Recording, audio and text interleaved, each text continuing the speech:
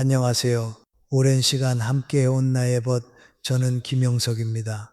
오늘 당신의 나이가 이미 쉰을 넘었거나 그 끝을 향해 손을 뻗고 있다면 아마도 마음속 어딘가에서 아주 작은 소리를 듣기 시작했을지도 모릅니다. 등 뒤에서 문이 조용히 닫히는 소리 말입니다. 인생은 사계절을 품은 한 채의 집과도 같습니다. 젊음은 모든 창문을 활짝 여는 봄과 같습니다. 사람들이 분주히 드나들고 웃음소리와 전화벨 소리, 끊이지 않는 초대의 말들이 가득합니다.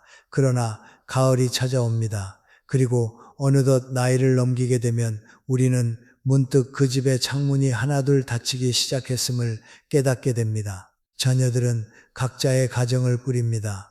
그들은 우리를 사랑하지만 그들의 시간은 더 이상 우리에게 속해 있지 않습니다. 한때 술자리를 가득 메우던 친구들도 이제는 각자의 길을 갑니다. 누군가는 먼 곳으로 떠났고 누군가는 병으로 점점 약해졌으며 또 누군가는 우리가 마지막 말을 건네지 못한 채 조용히 세상을 떠났습니다. 사회적 역할도 점점 좁아집니다.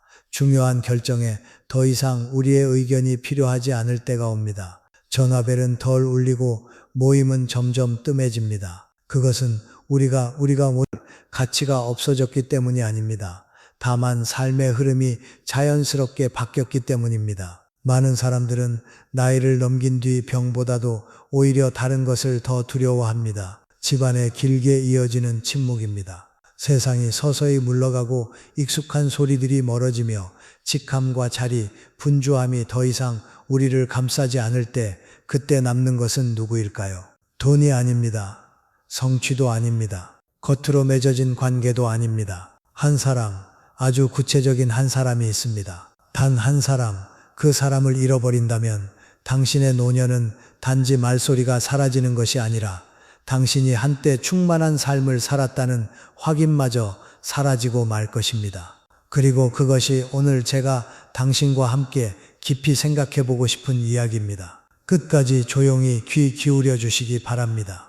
제가 늘 마음속에 조용히 간직해온 한 가지 이름이 있습니다. 저는 그것을 기억의 불씨를 지키는 사람이라고 부릅니다. 한 사람의 인생은 사람들이 생각하는 것처럼 그리 요란하지 않습니다. 그것은 작은 극장에서 천천히 상영되는 오래된 한 편의 영화와도 같습니다. 첫 출근날 아침처럼 환히 빛나는 장면도 있고 실패의 겨울처럼 어두워지는 장면도 있습니다. 너무 부끄러워 지워버리고 싶었던 장면도 있고 그저 떠올리는 것만으로도 아직 가슴이 따뜻해지는 순간도 있습니다. 그러나 그 영화의 의미를 만들어내는 것은 단지 내용만이 아닙니다. 처음 장면이 시작될 때부터 내 곁에 앉아 있었던 누군가가 있었는가 하는 것입니다. 그 사람은 내가 미숙하던 시절을 보았습니다. 내가 얼마나 고집스러웠는지 알고 있습니다. 돌아설 길도 남기지 않을 만큼 뜨겁게 사랑했던 순간도, 별것 아닌 일로 조용히 눈물을 닦던 날들도 알고 있습니다. 그는 내가 잠 못 이루던 밤에 털어놓았던 꿈을 기억합니다. 애써 감추려 했던 두려움도 기억합니다. 내가 스스로 잊어버리고 앞으로 나아가고 싶어 했던 실패의 순간들까지도 기억합니다. 어떤 일들은 나 혼자만 기억하게 되면 세월이 흐르면서 점점 흐릿해집니다. 우리는 스스로에게 묻게 됩니다. 정말 내가 그런 사람이었던가? 그러나 그 기억을 함께 간직한 사람이 한 명이라도 남아있다면 과거는 안개 속으로 흩어지지 않습니다. 그것은 무게를 갖고 형태를 가지며 누군가 고개를 끄덕이며 말해줍니다. 그래, 그때 너는 참 용감했어. 인간은 단지 숨쉬는 것으로 존재하는 것이 아닙니다.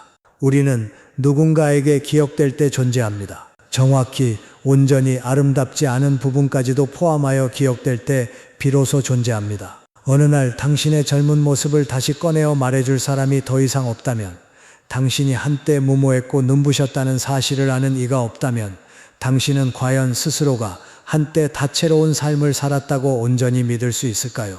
노년이 두려운 이유는 말소리가 줄어들기 때문이 아닙니다.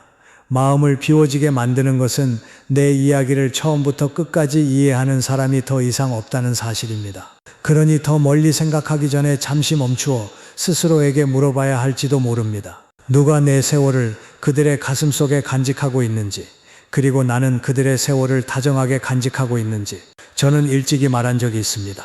인간은 누군가가 함께 기억해 줄 때 비로소 존재한다고. 그리고 저는 그 사실을 그 어느 때보다도 분명히 깨닫게 해준 한 남성을 만난 적이 있습니다. 그는 한 대기업의 전직 대표였습니다. 맨손으로 시작해 평생을 일구어 올린 사람이었습니다. 그의 젊은 시절은 공장과 계약서, 야간 열차, 그리고 서둘러 먹던 식사와 함께 했습니다. 은퇴할 무렵 그는 넓은 집과 햇살 가득한 정원, 그리고 남들이 바라보며 속으로 참으로 원만한 인생이구나 라고 말할 만큼의 재산을 갖고 있었습니다. 자녀들은 모두 성공했지만 멀리 정착해 전화는 꾸준히 걸려왔고 새해 인사도 빠지지 않았습니다. 겉으로 보기에는 모든 것이 부족함 없이 완전해 보였습니다. 그러나 그의 인생이라는 영화를 처음 장면부터 따라가다 보면 늘 옆자리 한켠에 앉아있던 한 사람이 보입니다. 그의 아내였습니다. 그녀는 두 사람이 막 결혼했을 때의 비좁은 새방을 기억합니다. 그가 밤을 새워 장부를 계산하던 날들을 기억합니다. 첫 실패를 겪고 아무에게도 약한 모습을 보이고 싶지 않아 부엌에 오래도록 조용히 앉아있던 순간도 기억합니다. 세상은 모르는 일들이었습니다. 그러나 그녀는 알고 있었습니다. 그녀는 단지 그와 함께 살아온 사람이 아니었습니다. 그녀는 그의 가장 젊고 빛나던 모습을 자신의 기억 속에 간직하고 있던 사람이었습니다. 그러던 어느 평범한 아침, 그녀는 심장마비로 세상을 떠났습니다. 집은 그대로였습니다. 정원도 그대로였습니다. 은행 계좌도 변함이 없었습니다. 단 하나 달라진 것이 있다면 그날 이후 그가 이야기를 시작할 때마다 그 이야기가 더 이상 머물 곳을 찾지 못했다는 사실입니다. 그는 여전히 익숙한 거실에 앉아 있었습니다. 첫 계약을 따냈던 날을 이야기했고 아들이 태어나던 날도 이야기했습니다. 그러나 이야기가 가장 뜨거운 순간에 이르면 그는 멈추곤 했습니다. 더 이상 낮게 웃어주는 소리도, 고개를 끄덕이며 확인해주는 눈빛도, 그날 당신 정말 많이 긴장했었죠? 라고 말해줄 사람도 없었습니다. 이야기는 허공에 매달린 채 남았습니다. 시간이 흐르면서 그는 점점 이야기를 꺼내지 않게 되었습니다. 잊어버려서가 아니었습니다. 그 기억을 함께 지켜줄 사람이 더 이상 없었기 때문입니다. 인생에서 가장 눈부셨던 세월도 함께 기억해줄 리가 없다면 서서히 흐려지기 시작합니다. 제가 한 번은 그에게 무엇이 가장 아내를 그리워하게 하느냐고 물은 적이 있습니다. 그는 한참을 침묵하다가 이렇게 말했습니다. 외로워서가 아닙니다. 이제는 내가 어떤 사람이었는지 아는 이가 없기 때문입니다. 그 한마디를 통해 저는 깨달았습니다. 배우자가 곁을 떠난다는 것은 단지 식탁에 함께 앉아줄 사람이 사라지는 것이 아니라는 것을, 내 인생을 증명해 주던 사람을 잃는 일이며 지나온 세월의 이름을 불러주던 사람을 잃는 일이라는 것을, 기억이 더 이상 머물 곳을 찾지 못할 때 사람은 스스로에게서 조금씩 멀어지는 느낌을 받게 됩니다. 노년은 돈이 부족해서 무너지는 것이 아닙니다. 과거를 대신 간직해줄 사람이 사라질 때 무너지는 것입니다. 그렇다면 오늘 그 기억의 불씨를 지켜주는 사람이 아직 곁에 있다면 우리는 과연 그 가치를 제대로 알고 있을까요? 아니면 내일이면 충분히 만날 시간이 있을 것이라 여기고 있는 것은 아닐까요? 그 남자의 이야기는 한 개인의 상실에만 머무르지 않습니다. 그것은 더 깊은 진실에 닿아 있습니다. 인간은 혼자 존재하지 않는다는 사실, 특히 인생의 마지막 여정에 이르러서는 더욱 그렇다는 사실입니다. 우리는 스스로를 독립된 존재라고 생각하곤 하지만 실제로 한 사람의 인격은 타인의 시선과 반응을 통해 형성됩니다. 내가 온화한 사람인지 성급한 사람인지 아는 것은 거울을 들여다봤기 때문이 아니라 누군가가 다정하게 나를 따뜻하다고 말해주었거나 내가 화를 냈을 때 조용히 감내해준 사람이 있었기 때문입니다. 내가 용감했다고 믿는 것도, 내가 포기하지 않았던 순간을 또렷이 기억해주는 이가 있기 때문입니다. 내가 성장했음을 깨닫는 것도, 서툴렀던 옛 모습을 아직 기억하는 누군가가 있기 때문입니다. 그 긴 여정 속에서 배우자는 대개 가장 오래 지속되는 거울이 됩니다. 세월에 따라 변해가는 얼굴을 비추는 거울이 아니라 각 시기마다의 나를 간직하게 하는 거울입니다. 20살에 서툴던 날, 40의 압박에 짓눌리던 날, 60이 되어 점차 고요해진 나를 그들은 알고 있습니다. 내가 이미 잊어버린 세세한 장면들까지도 그들은 기억합니다. 그러기에 나의 삶은 중간에서 끊어지지 않습니다. 기억이 한 사람 안에만 머물러 있다면 그것은 쉽게 희미해집니다. 저는 그것을 밤의 기름 등불과 같다고 생각합니다. 빛은 크지 않지만 내가 여전히 여기 있으며 지나온 과거가 있다는 사실을 알아보기에 충분한 빛입니다. 곁에 있는 사람은 그 등불을 바람으로부터 가려주는 손과 같습니다. 그들은 기억을 더 눈부시게 만들지는 않지만 조용히 꺼지지 않도록 지켜줍니다. 그 손이 떠나면 불빛이 곧바로 사라지지는 않지만 바람이 스며들기 시작합니다. 추억은 더 이상 이름이 불리지 않고 그 일은 분명히 있었지요 라고 고개 끄덕여줄 사람도 사라집니다. 그렇게 세월이 다시 불리지 않을 때 사람은 설명하기 어려운 공허 속으로 빠져들기 쉽습니다. 마치 자신의 인생 이야기에서 서서히 희미해지는 것처럼 느끼게 됩니다. 그러므로 한 사람의 존재는 현재를 따뜻하게 할 뿐 아니라 과거가 흩어지지 않도록 붙들어줍니다.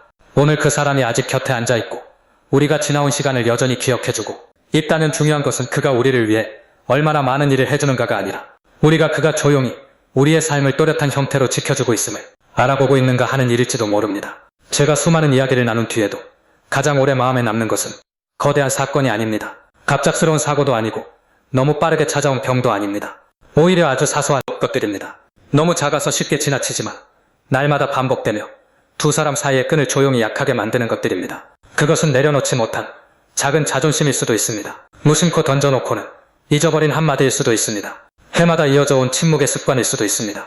예순을 지나며 더 이상 다투지 않는 부부들이 있습니다. 겉으로 보면 마침내 조화를 이룬 듯 보입니다. 그러나 때로는 그것이 서로의 생각을 말하지 않는 데 익숙해졌기 때문이고 서로의 서운함을 건드리지 않는 데 익숙해졌기 때문일지도 모릅니다. 식사는 여전히 차려집니다. 그는 밥을 먹으며 텔레비전 화면을 바라보고 그녀는 말없이 반찬을 더 얹어줍니다. 대화는 날씨와 물가, 익숙한 뉴스 몇 가지를 맴돕니다. 아무도 오래된 추억을 꺼내지 않습니다. 아무도 오늘 피곤하지는 않은지, 마음에 걸리는 일은 없는지 묻지 않습니다. 그 침묵은 처음에는 단지 필요했을지 모릅니다. 그러나 곧 습관이 되고 어느 순간에는 거리가 됩니다. 어떤 이는 제게 큰 문제는 없다고 말했습니다. 겉으로 듣기에는 맞는 말입니다. 그러나 사람은 큰 파도 한 번에 서로를 잃지 않습니다. 오히려 너무 오래 반복된 작은 물결을 아무도 굽어듣지 않을 때 멀어집니다. 하루에 한마디 관심이 빠지고 사과하려다 그만두는 순간이 쌓입니다. 그 모든 것이 모여 메우기 어려운 공백이 됩니다. 그러다 어느 날 익숙하던 부엌에서 그릇 부딪히는 소리가 사라지고 마주 앉던 의자가 비어 있습니다. 그제야 우리는 깨닫습니다. 그 사람의 존재를 너무도 당연하게 여겼고 언제든 고칠 시간이 남아있을 것처럼 믿어왔다는 사실을. 오늘이 그저 평범한 하루이고 그 사람이 아직 내 앞에 앉아있다면, 시간이 무한하지 않다는 것을 안다면 우리의 태도는 달라질 수 있을까요? 한 번의 손잡음이 자존심보다 더 중요해질 수 있을까요? 한마디 한마디가 익숙한 침묵보다 더 길어질 수 있을까요? 어느 날 사진 앞에서만 미안하다고 말하게 되는 일을 남겨두지 마십시오. 그리고 어쩌면 중요한 것은 거창한 일을 해내는 것이 아니라 오늘부터 아주 작은 한 가지를 바꿔보는 것인지도 모릅니다. 모든 것이 너무 늦어지기 전에 말입니다. 여러분 곁에 있는 사람이 단지 배우자가 아니라 한 사람의 인생 전체를 증언해주는 존재임을 깨닫게 되었다면 우리의 시선도 조용히 달라져야 합니다. 그들을 수행해야 할 의무로 여기지 말고 책임이라는 두 글자로만 축소하지도 마십시오. 수십 년을 함께 걸어온 뒤에 그들은 더 이상 단순한 관계의 이름이 아니라 숨쉬고 있는 기억의 일부이며 우리 자신조차 잊어버린 세월을 간직하고 있는 자리입니다. 그들의 평안은 곧 우리 과거의 평안이기도 합니다. 그들이 건강하게 곁에 있을 때 우리의 기억도 온전합니다. 그들이 아침에 말없이 차를 마시며 앉아있을 때 우리의 젊은 날 역시 완전히 사라진 것은 아닙니다. 오직 두 사람만이 알고 두 사람만이 기억하는 일들이 있습니다. 한 사람이 떠나면 그 기억이 즉시 사라지지는 않지만 더 이상 불러줄 이름을 잃게 됩니다. 그러므로 거창한 일 대신 아주 작은 것에서 시작할 수 있습니다. 매일 서로에게 지나온 길에 대해 한 가지씩 물어보는 일입니다. 형식적인 질문이 아니라 함께 몇 걸음 옛길을 다시 걸어보기 위한 질문입니다. 우리가 처음 이 집으로 이사 오던 날을 기억하나요? 그의 창가에 나란히 앉았던 버스를 기억하나요? 그 질문들은 바람처럼 가벼워 보이지만 시간의 먼지가 기억을 덮지 못하게 붙들어줍니다. 때때로 오래된 사진을 꺼내보고 한번 크게 다투었다가 화해했던 일, 정전된 밤에 서로를 위해 부채질해주던 순간을 다시 말해보십시오. 그것들은 요란하지 않지만 바로 그런 장면들이 노년을 조용히 떠받치는 기초가 됩니다. 저는 부부를 수십 년 동안 나란히 선 두 그루의 나무에 비유합니다. 보이지 않는 땅 속에서 그들의 뿌리는 서로 얽혀 있습니다. 한 그루가 쓰러지면 남은 한 그루는 그늘만 잃는 것이 아니라 뿌리의 일부까지 함께 흔들리며 허전해집니다. 그 사람을 돌보는 일은 결국 스스로가 기울지 않도록 붙드는 일입니다. 외로움이 두려워서가 아니라 마지막까지 온전한 모습으로 존재하고 싶기 때문입니다. 어쩌면 아직 늦지 않았다면 오늘 밤 다정한 한마디 질문으로 기억의 불씨를 다시 밝혀보는 것에서 시작할 수 있을 것입니다. 오늘 밤 그 사람이 아직 이 집안에 함께 있다면 저는 여러분께 아주 작은 한 가지를 부탁드리고 싶습니다. 불을 끄기 전에 잠시 더 오래 바라보며 이렇게 말해보십시오. 함께 기억해줘서 고마워요. 희생이나 돌봄에 대한 감사가 아닙니다. 그저 긴 시간을 함께 걸어왔고 그 세월을 아직도 가슴에 간직해주고 있다는 사실에 대한 감사입니다. 이 사람을 잃게 된다면 우리의 노년은 단지 한 사람의 목소리를 잃는 것이 아닐지도 모릅니다. 기억 속에서 우리의 이름을 불러줄 사람을 함께 잃게 될지도 모릅니다. 노년은 단순할 수 있습니다. 후회할 수도 있습니다. 그러나 그것이 내가 한때 이 세상에 존재했음을 기억해줄 리가 아무도 없는 공백이 되지는 않기를 바랍니다. 오늘의 말이 여러분의 마음에 조금이라도 남아있다면 우리가 여전히 함께 기억하고 있음을 확인하는 뜻으로 감사합니다 라는 댓글을 남겨주십시오. 그리고 이곳이 지칠 때마다 잠시 들러 앉아 숨을 고를 수 있는 자리라 느껴진다면 채널을 구독하시고 때때로 돌아와 조용히 앉아 듣고 삶에서 정말 소중한 것이 무엇인지 스스로에게 다시 한번 일깨워 보시기 바랍니다. 앞으로의 세월에 평안히 함께하기를 바랍니다. 곁에 있는 그 사람이 건강하여 함께 기억하고 함께 떠올리며 조금 더 먼 길을 나란히 걸어갈 수 있기를 바랍니다. 그리고 모든 가정 안에서 그 기억의 불씨가 시간이 조용히 흐르는 가운데서도 따뜻하게 지켜지기를 진심으로 바랍니다.